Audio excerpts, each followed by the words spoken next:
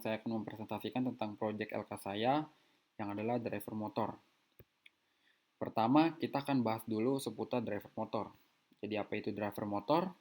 Pada dasarnya, driver motor adalah suatu mekanisme yang digunakan untuk mengatur gerakan dan arah motor dengan memberi arus yang sesuai. Jadi kalau misalkan kita ingin mengatur arah rotasi dari DC motor ataupun kita ingin mengatur speed dari DC motor, kita bisa menggunakan driver motor seperti itu.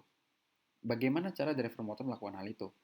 Itu dijawab di dalam prinsip kerja driver motor itu sendiri. Driver motor mengadopsi prinsip dari jembatan H, di mana terdapat 4 switch dan 1 DC motor di tengahnya. Nah, cara kerjanya cukup sangatlah sederhana. Jadi pada saat ada supply di sini, lalu S1 dan S4 kita tutup, S2, S3 kita buka, maka udah pasti sirkuit yang terbentuk itu adalah seperti pada warna oranye. Seperti ini. Sehingga karena dia dialiri arus listrik, DC motor akan menyala. Kalau misalkan kita ingin mengubah polaritas dari DC motor, kita hanya perlu membuka S1 dan S4, lalu menutup S3 dan S2. Sehingga nanti akan terbentuklah sirkuit yang seperti ini. Gitu. Nah, sekarang lanjut kita akan membahas tentang PWM. Jadi pulse width modulation adalah cara untuk memanipulasi lebar sinyal pulsa dari gelombang elektronik dalam suatu periode. Tujuannya adalah mendapatkan nilai rata-rata tegangan yang berbeda. Oke, jadi nanti kenapa kita perlu bahas PWM? Karena nanti PWM ini sangatlah penting gitu. Karena tujuan dari akhirnya PWM ya, tujuan akhir dari PWM itu adalah ini. Ini yang mau kita incar, rata-rata tegangan yang berbeda. Nah, bagaimana? Kita bisa lihat menggunakan hubungan antara analog rate dengan PWM. Jadi pada dasarnya saat kita ingin mengatur PWM, kita bisa menggunakan analog rate gitu. Jadi fungsi analog rate pada Arduino itu digunakan untuk menghasilkan sinyal PWM. Nah, sinyal PWM yang dihasilkan oleh analog rate biasanya memiliki bentuk gelombang persegi. Jadi seperti ini ya, bisa dilihat. Yang dimana dia memiliki siklus waktu aktif itu yang saat tinggi, lalu yang bawah itu yang rendah. Itu adalah saat non aktif.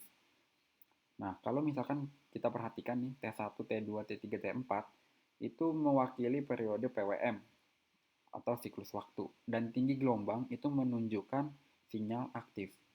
Proporsi antara tinggi dan rendah gelombang ini itulah yang menggambarkan nilai PWM yang diatur oleh analog rate. Nah, seperti yang tadi dijelaskan di awal, kalau PWM kan tujuan akhirnya adalah menemukan tegangan rata-rata ya. Maka bisa kita lihat di sini ada 3 parameter yang harus kita siapkan gitu. Duty cycle. Duty cycle ini adalah nilai PWM yang diatur menggunakan analog rate. Lalu ada nilai maksimum, ini adalah nilai yang maksimum yang bisa diterima. Lalu ada tegangan referensi. Tegangan referensi ini biasanya umumnya itu adalah 5 volt. Jadi kalau kita udah punya 3 parameter ini, kita bisa menemukan tegangan rata-rata. Untuk apa kita dapat tegangan rata-rata? Tegangan rata-rata ini itulah yang nanti akan dipakai di dalam input kita nanti gitu. Oke. Sekarang adalah driver motor saya. Ini adalah alat bahannya yang saya gunakan ya. Alat bahan yang sederhana yang biasa dipakai. Lalu ini untuk skematiknya. Nah, untuk skematiknya bisa kita lihat di sini.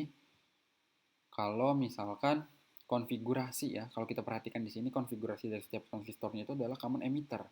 Artinya, input itu adalah di kaki base, sementara outputnya itu adalah di kaki kolektor. Nah, gimana cara kerjanya nih? Cara kerja tetap sama. Nah, sekarang kita coba aja.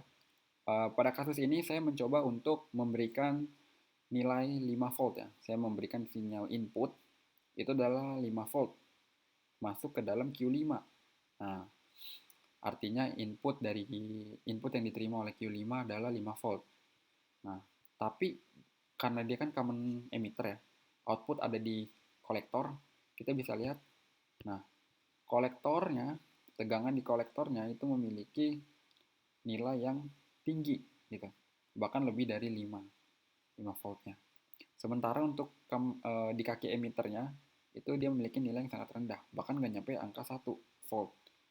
Nah, kita lihat di sini saat kita kasih input ya di Q5, Q5 kan aktif, dia akan menghasilkan tegangan kolektor di sini yang nantinya itu menjadi input buat si Q3. Oke.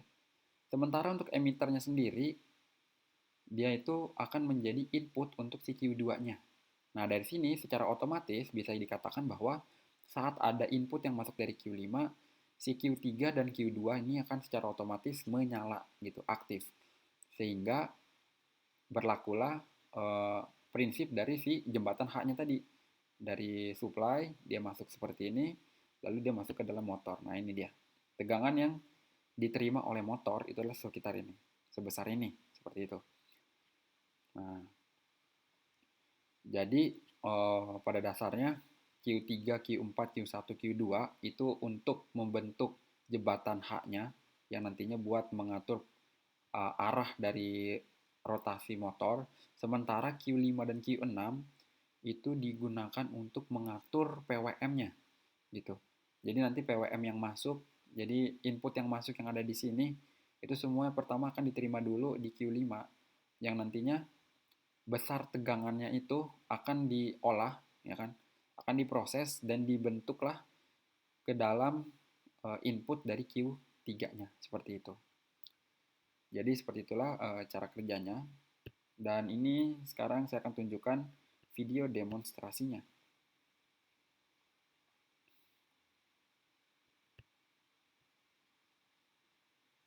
Ini adalah demonstrasinya. Pertama, potensio ini berfungsi untuk dilihat juga dari grafik.